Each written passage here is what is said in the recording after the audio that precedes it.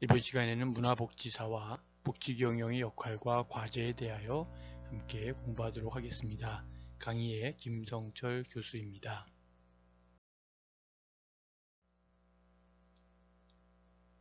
통계에 의하면 전체 인구 중 65세 이상의 노인 인구가 유엔이 노령화 기준으로 정하고 있는 인구 대비 7%를 이미 넘은 상태이고, 인구 대비 14%를 넘어서는 고령 사회가 이미 되었고 초고령 사회를 향해 가고 있는 현실입니다.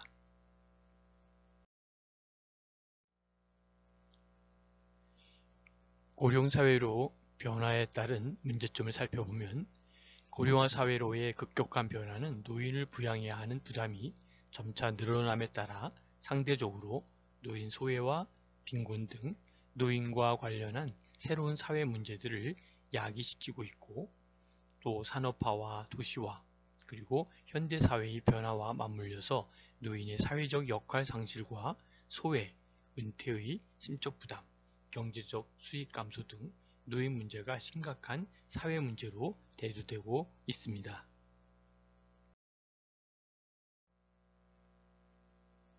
그러나 노인 문제는 이제 사회복지적 방법만으로는 해결할 수 없게 되어버렸습니다. 인구의 고령화 현상은 수적으로 줄어만 가는 젊은이들의 노력만으로는 노인들의 부양 부담을 감당하기 힘들게 되었고, 과거의 노인에 비하여 지금의 노인들은 신체적으로나 정신적으로 보다 건강한 상태에서 은퇴를 맞게 하게 됨으로써 사회적으로나 노인 스스로 사회적, 경제적 활동에 대한 기대와 욕구가 다양해지고 있습니다.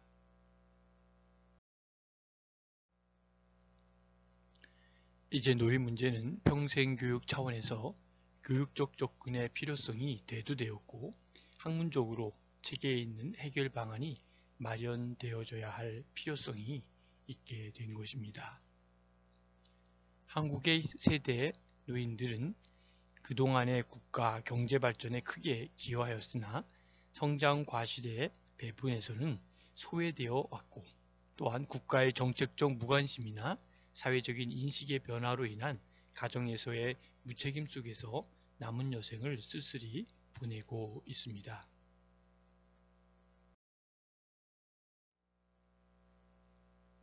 최근 노인 인구의 급속한 증대와 함께 노인 복지의 문제점이 점차 대두되고 있습니다. 특별히 재가복지기관의 경영 활동을 치료 예방적이고 또 특화된 프로그램을 통하여 고정적인 서비스 체계로 바꿔보면서 지속적으로 프로그램 참여자들의 욕구, 다시 말하면 니즈를 파악하여 이에 부족한 부분을 근본적으로 개선함으로써 고객을 만족시키고자 하는 경영 기법으로서 미래의 경영은 바로 이러한 방향으로 지향되며 이에 맞는 성과 경영이 함께 따라가야 할 것입니다.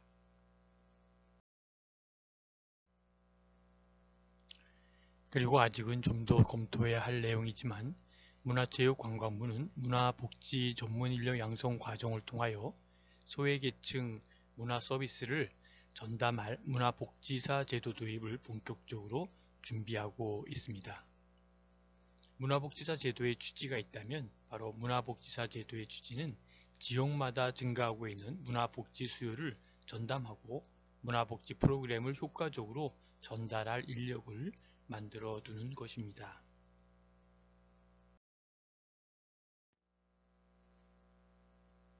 그동안 사회복지사 등 기존 문화예술 인력이 이 업무를 담당해오고 있었으나 이들의 업무 과중과 전문성을 갖춘 전담 인력 부족 등으로 형식적 운영에만 그친 것을 볼 수 있습니다.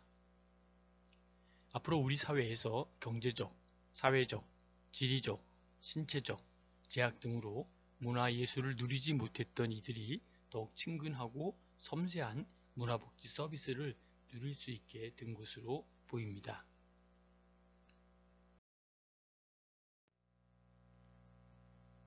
또한 문화 분야에서는 새로운 일자리가 창출될 것으로 기대됩니다. 문광부는 이를 통해 양성된 문화복지 전문 인력을 주민자치센터, 사회복지기관, 문화예술기관 등에 실제 배치하는 사업을 진행하고 있습니다. 문광부는 문화복지사 제도 도입과 시범사업 추진을 위하여 정부의 문화복지 증진 의무와 문화바우처 지원 근거를 규정한 문화예술진흥법 개정 사업을 하고 있습니다. 이제 복지도 새로운 패러다임으로 준비를 해야 할 것입니다.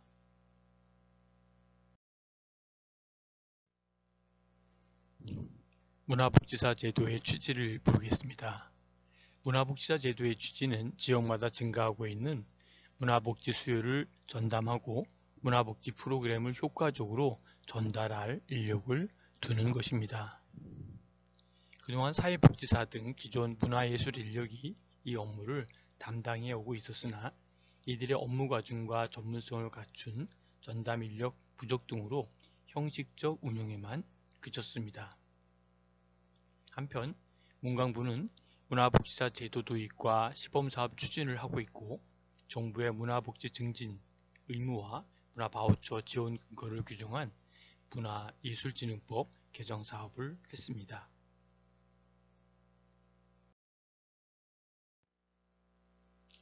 문화복지사란 문화복지를 일반 국민과 사회적 취약계층을 대상으로 서비스하기 위해 전문성을 갖춘 인력을 말하고 있습니다. 다시 말하면 제도적으로 인정된 인력, 곧 자격증 취득자를 의미하고 있습니다.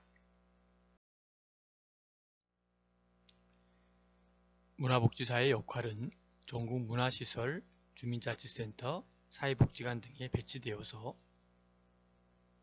주민들에 대한 특별히 지역 주민의 문화 감수성 증진을 위한 프로그램을 개발하고 소외계층에 대한 문화 서비스 증진을 위한 활동과 함께 소외계층 문화와 여가 활동에 대한 실태조사 실시, 그리고 지역 내의 문화예술 지원 파악 및 문화자원봉사 활성화, 그리고 각종 문화복지 사업을 관리하면서 지역 일반 기업 등의 여가 설계, 그리고 여가 컨설팅, 그런 업무 등을 수행을 하고 있습니다.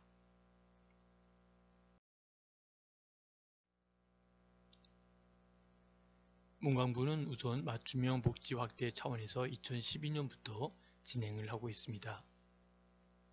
취약계층을 위해서 바로 문화, 스포츠, 여행 등 3대 바우처 예산을 2011년도에 538억 원, 120만 명을 대상으로 진행해서 2012년에는 736억 5천만 원, 171만 명으로 확대를 했었습니다.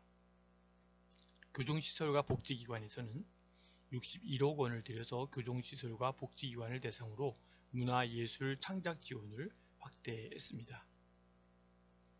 저소득층을 위해서는 바로 저소득층이 지식정보 활동을 편안하게 할 수 있도록 사회복지관과 공부방과 연계한 토요 신문 활용 교육을 개설을 했습니다.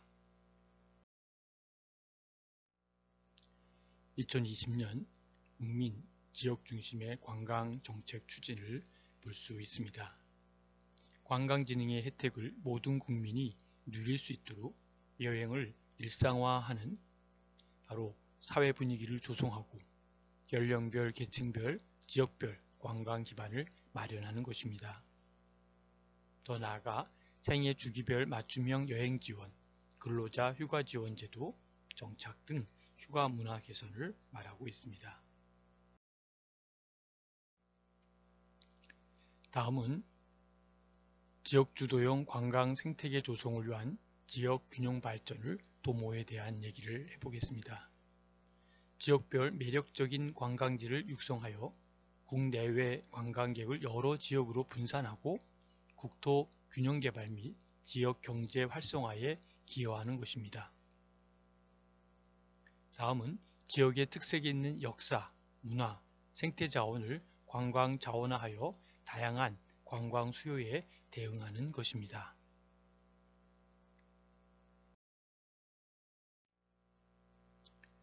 다음은 방한 관광시장 다변화, 고부가화 등 관광시장의 체질을 개선하는 정책을 추진하는 것입니다. 외부 충격에 흔들리지 않도록 방한시장 다변화, 방문지역, 컨텐츠 다양화 및 고품격화 등 관광시장의 질적 성장을 도모하는 것입니다. 마이스, 의료, 웰리스, 럭셔리 관광 등 고부가 융복합 관광 산업을 육성하는 것입니다.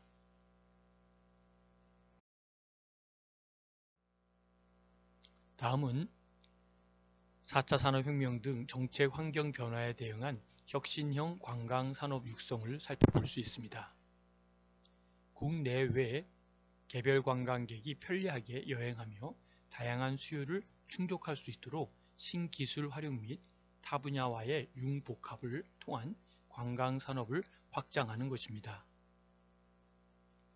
관광 산업 상품에 대한 그러한 서비스 개발, 그리고 육성 펀드, 그리고 클라우드 펀딩 등 재원을 조달하고 관광 특화 창업, 그 다음에 경영 컨설팅, 교육, 홍보, 판로 개척 등 기업별 맞춤 지원을 하는 것입니다.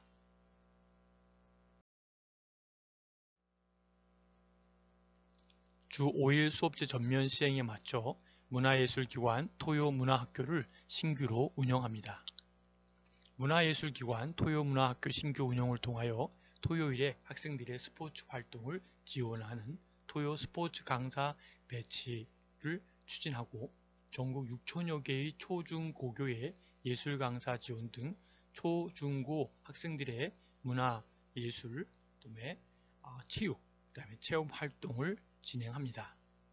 특히 토요문화학교는 전국의 박물관, 미술관, 문화원 등 지역의 문화예술기관 중 최소 100여 개소에서 지역예술가 또는 예술단체와 협력하여 초중고 학생 대상으로 문화예술 체험활동 프로그램을 진행합니다.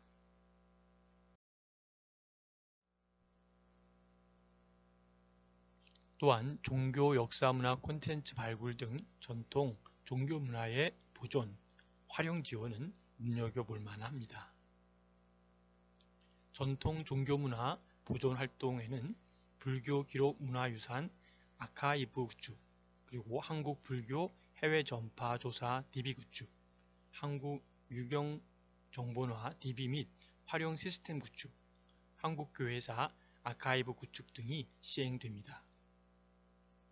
또한 해인사 8만 대장경 등 다양한 종교문화유산이 산재에 있어서 이들 내용과 연계한 사업에 대한 지자체 차원의 관심이 필요합니다.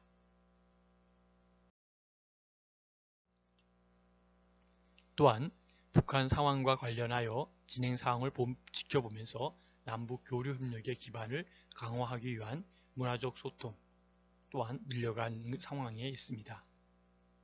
특히 개성 만월대 남북 공동 발굴 조사 또는 아리랑 유네스크 남북한 공동 등재 추진 등 문화교류를 진행하면서 남북관계에 새로운 변화의 싹을 틔울 수 있는 계기를 마련했습니다.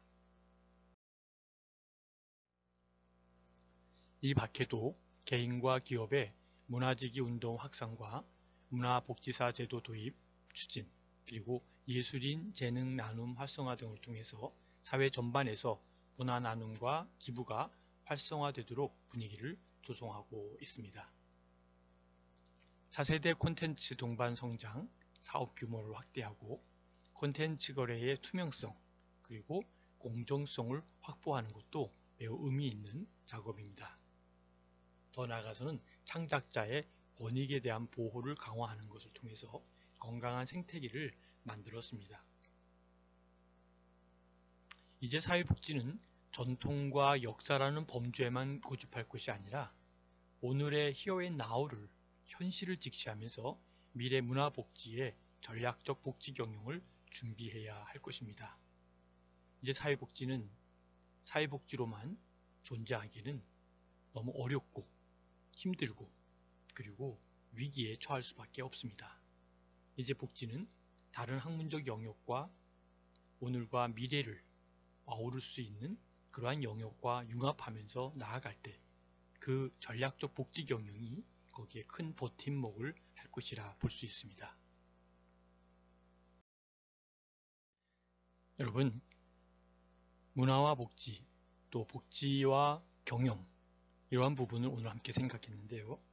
여러분 함께 경청해 주셔서 감사드리고요. 많은 과제가 앞에 놓여 있습니다. 그런 부분들을 우리가 함께 복지를 바라보면서 새로운 융합의 학문을 만들어 갈 때 큰 도움이 되리라 생각합니다. 질문과 과제는 나름대로 카톡에 남겨주시기 바랍니다. 질문을 주시면 성실히 답변 드리도록 하겠습니다.